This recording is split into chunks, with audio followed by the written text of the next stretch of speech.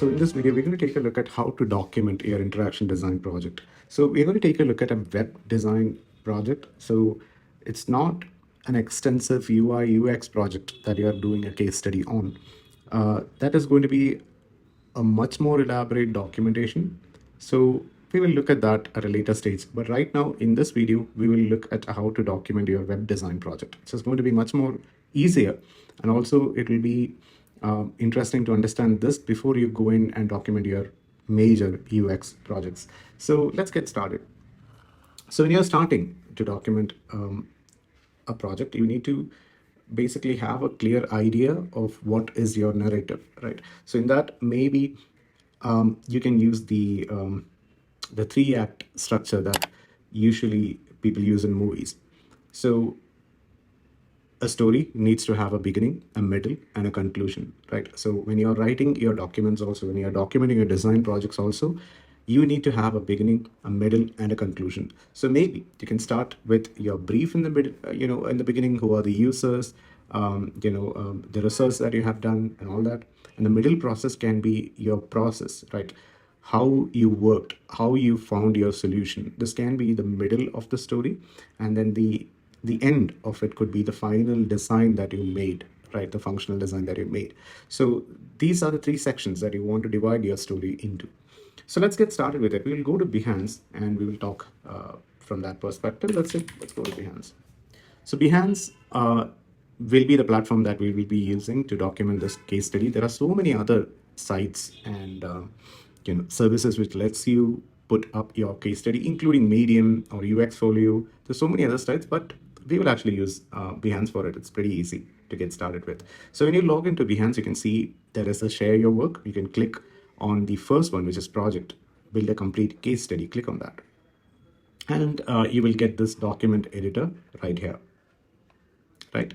So these are the contents which are supported by Behance. So you can use an image, text, a photo grid, which is gallery. You can include a video or an audio. You can embed HTML codes or prototypes from other software into Behance. You can add files directly from Lightroom. You can even add an NFT to sell it. You can have a working prototype. You can also add 3D content into this. You can also have edit options here. So styles and settings. You can attach the source files. So if you want to share it to people, that the assets that you have used, you can actually attach those files also here. We will talk about all that later, but let's take a look at the workspace. This is where you have to start building your project. So let's start building it by adding an image. Let's see how that works. So we're going to go to the image, click on it. Let's take the image. It's right here. So it's always a good idea to start your case studies with an image, because it will actually make viewers interested into, or hooked into the story, right? If you're starting with a lot of boring content, they might not read through all of it, but if they can see an interesting image of your mocha, their final design, they might want to read it. So I'm just going to start with this image here. And when you go to this, you can see a couple of options. You can maybe scale it down, or you can make it like full screen like this. I think full screen works. And then when you're going in here, you can actually get this floating toolbar where you insert the next content. So if you want to insert a text, just click on it and you have this. So I'm just going to write case study portfolio web design. So this is my title in here. Now, once you go in here, you can see that there is a lot of ways you can change it. You can change this into a header. So you'll have a much bigger text if you want. You can also change the font style to something else if you want to play with this. I'll change this to Wordana right now. So we have it right like this. You have, again, a lot of editing options here in terms of your format, in terms of the size, if you want to reduce this a little bit. If you don't want to have that much of a size here, I'm just going to go down to this. So we can do that. Again, a lot of options here that you can play around with. Now, once we have this, let me add the next content. I'm going to just add a little bit of text here, and I'm going to write what this is about, right? So just a brief about this. Now, see, here is a very interesting tip, right? If you don't know what to start writing, because this is something that a lot of designers have problems with. You might not know what to write or how to begin this, right? So to give you hints, right, you can use an AI writing tool right now. This is where, one of those times where AI is your friend, right? So you can go check out a lot of AI writing tools. So let's say if you just Google AI writing tools, you'll get a lot of interesting tools right there, right? So the one that I would suggest is Canva, right? Which, because it's easily accessible. So you can go to the docs, click to create a doc, and you will get something like this, right? So what you can do here is that if you click on the plus sign here, there is something called magic write. So select that, and you can write what you want to, what is that you want in text. You can write it. So let's say that write a small paragraph about my design portfolio website, about making my design portfolio website. All right, just enter, and it's right there, right? So you have a brief. Creating a design portfolio website is a great way to showcase your work. It's really, really good. So you can take that. This is not actually accurate. So this is about design portfolio. So it is giving instructions and things like that. So we might have to change a little things here. So I will just modify it. I'll take this to get a good starting point, because I was struggling with that. So we have this right now. Creating a design portfolio is a great way. That's a good introduction, right? This is not something that we need.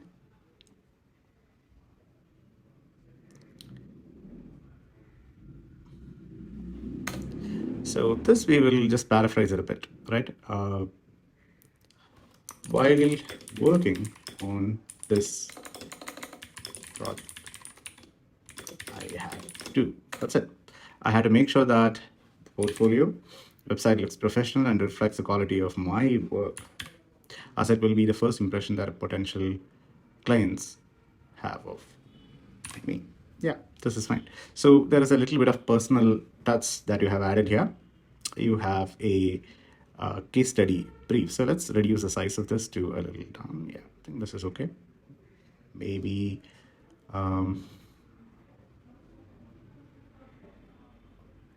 yeah, I think this works.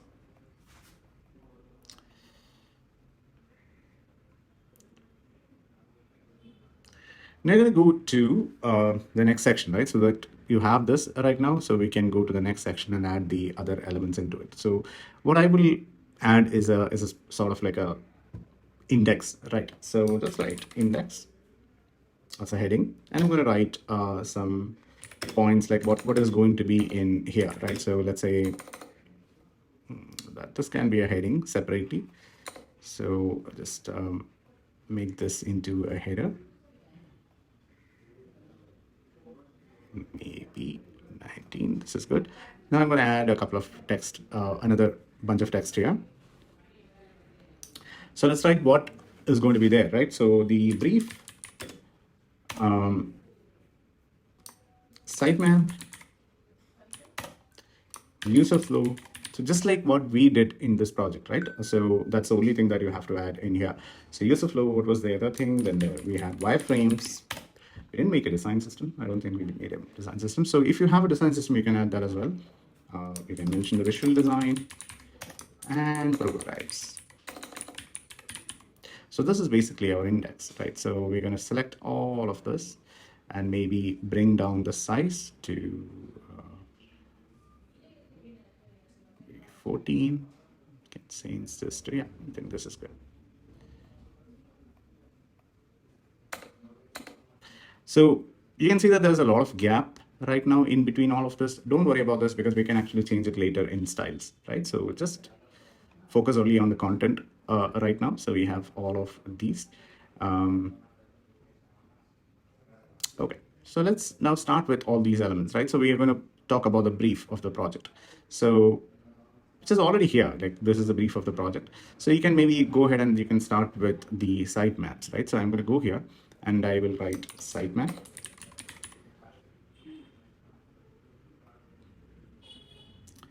And the text here, maybe make it a little bold. So now you can include your sitemap. You can just go to pictures and you can, include your sitemap. Okay, so we have the sitemap here. You can also add a caption, right? So let's say go to this image and then click on the edit tab here, and you can add a caption. So what is the caption for this? So what was your thought process when you're creating the sitemap? I have to keep the number of pages.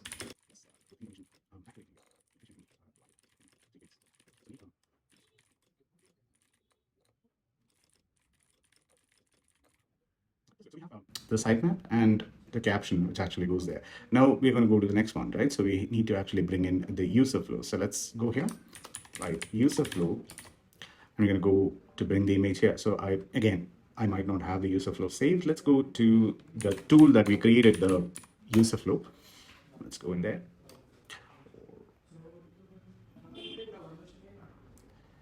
Sign in. Go to a document, and we can see the user flow here. Okay, good. So we have these user flows right here. This is good. So I'm going to go and download this as a PNG image. Export as a PNG.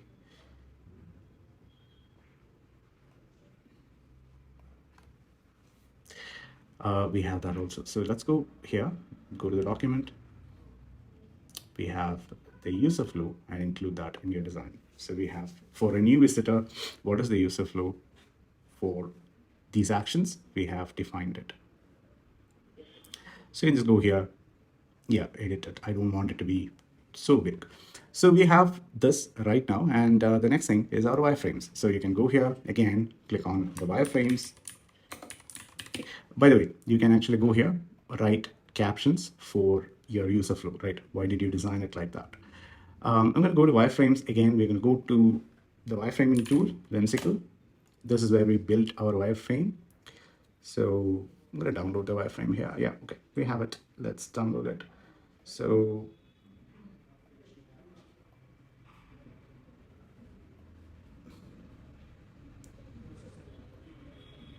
export the frames, download that. So yeah, it just downloaded us several wireframes, which is absolutely okay. We have so many wireframes right now. So if you have so many images, right, the best way to include that is by creating a gallery rather than uploading it as individual pictures. So I'm going to go to this gallery and click on images. Now you can see that I have a wireframe for all these projects here. So lots of them, right? So I'm going to just take only those wireframes. I'm going to just add to that. Sorry, I'm just going to add. Okay, so we have all the wireframes I uploaded.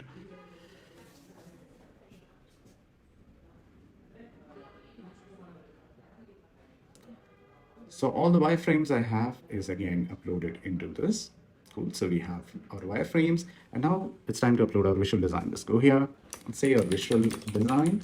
So all of this requires a caption, right? So write what was in your mind when you were creating it, right? You can definitely use the AI writing tool, but just make it yours. So I'm going to come here and we need the visual design. So for the visual design, we're going to go to the design tool. We actually designed this part in XD. So I'm going to go to XD. Let's open the document. And we need all these frames here. So what I'm going to do is I'm going to just go select these parts. So 1, 2, 3, and 4. So we have 4 artboards and we have to export that. So go to File, Export Selected. And let's put it into downloads. And let's go back to Behance, come here, upload the images into a grid.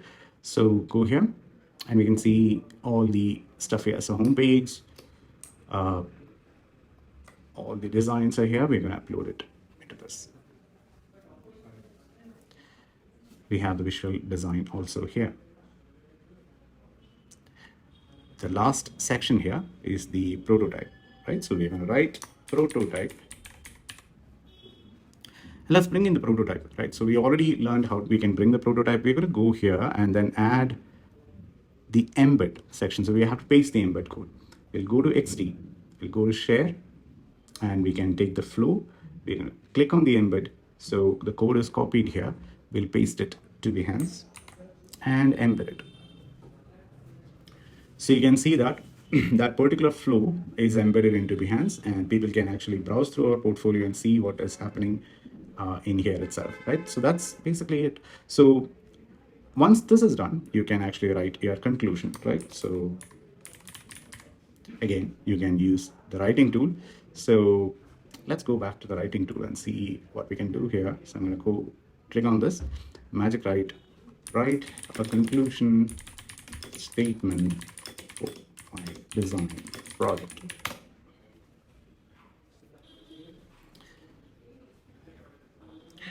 Okay, too much, right? But still, it's fine. So let's go here, insert text and paste it right here.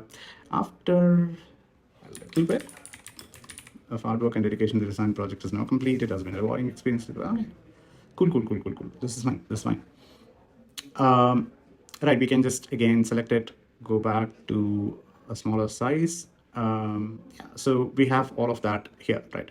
So our documentation is basically ready. We have all those stuff. You can keep adding maybe mockups of different devices and things like that of your website. This is just a basic, very rough structure of it.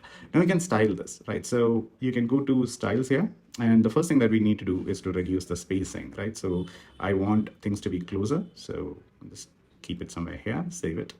Yeah, it looks much better right now. So once we have all of this, then you can go ahead and publish your project, add a proper cover and all those things. I'm not going to publish this project, but I'm just going to show you, like, just wanted to show you like how this works. I hope this is clear, right? This is the easiest format to follow while you're documenting your website design projects. So when it comes to applicational design, when you're applying a lot of UX principles into your workflow, the documentation is going to be much more elaborate, and you have to do it like a case study, right? An elaborate case study. So this is just for your web design projects is the right way to document it. Now, all these things, you don't have to do it necessarily in Behance itself. If you want to actually make this look or stand out better, you can design this in Canva and export the content as images and upload everything as images here. But the only thing is that the prototype will not work in an image. So only the prototype can be in Behance and the rest of them can be just image slides, so that you will get better control over your design and how it looks, right? So I hope this is clear. Please document your projects like this, right? Your web design projects. We will definitely talk about how to document your UX case study soon. Until then, bye.